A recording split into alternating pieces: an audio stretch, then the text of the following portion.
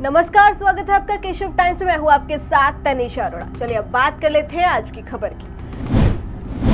जनसुराज के नेता प्रशांत किशोर 2 अक्टूबर को अपनी पार्टी की औपचारिक लॉन्चिंग करने जा रहे हैं। इसके लिए उन्होंने राजनीतिक ढंग से स्थल का चयन किया है। साल भर से ज्यादा वक्त तक चली उनकी यात्रा महात्मा गांधी की कर्मस्थली चंपारण से 2 अक्टूबर 2022 को शुरू हुई थी और इस साल अक्टूबर को वे लोकतंत्र की जननी वैशाली में जनसुराज को बतौर पार्टी घोषित कर इसे पूरा करने वाले हैं।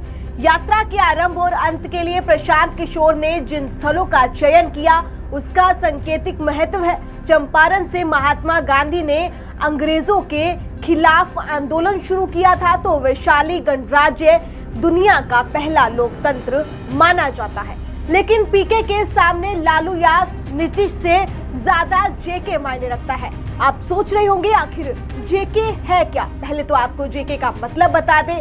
यहाँ प्रशांत किशोर ने जेके को जाति से संबोधित किया है।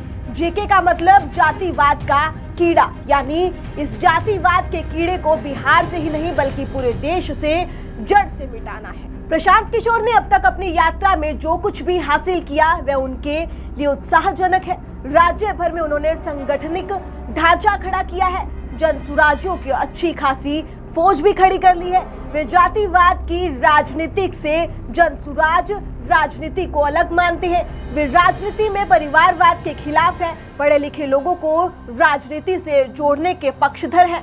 बिहार के विकास का उनके पास ब्लूप्रिंट है। वे शराबबंदी को बेकार का निर्णय बताते हैं, तो नीतीश कुमार की महत्वाकांक्षी योजना जमीन सर्वे को झगड़ा लगाने वाले बताते हैं। उन्होंने नीतीश कुमार और लालू यादव परिवार बिहार को बर्बाद करने वाले नजर आते हैं। वे पलायन रोकने के हसीन सपने भी देखते हैं। वे ये भी भरोसा दिखाते हैं कि गठजोड़ की राजनीति नहीं करेंगे।